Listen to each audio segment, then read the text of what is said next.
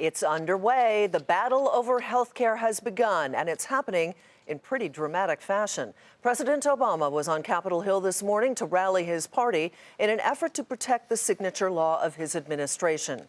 At the same time, in the same place, Vice President-elect Mike Pence met with Republicans to work on a strategy to repeal it and replace it.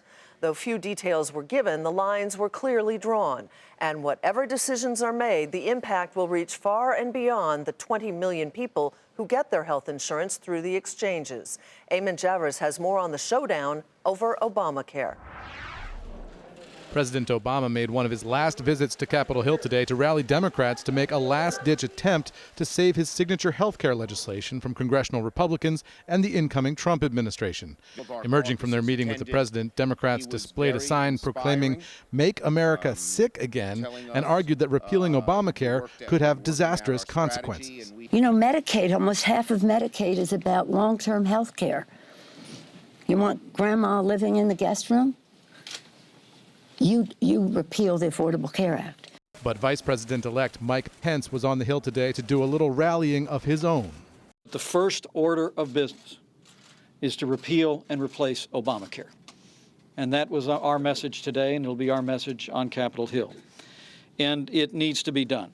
The man whose election sparked this political upheaval was back in Trump Tower today, tweeting out a take on Obamacare that didn't exactly square with the GOP rhetoric on the Hill. Republicans must be careful in that the Dems own the failed Obamacare disaster with its poor coverage and massive premium increases, like the 116% hike in Arizona.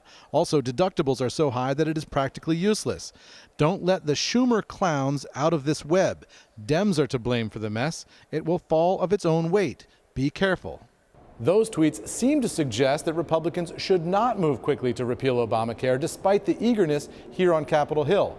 I showed the tweets to one Republican member of Congress who said that he's a little bit frustrated that Trump seems to toggle back and forth, and they have a hard time getting a read on his thinking. It's clear this fight is just gearing up. For Nightly Business Report, I'm Eamon Javers on Capitol Hill.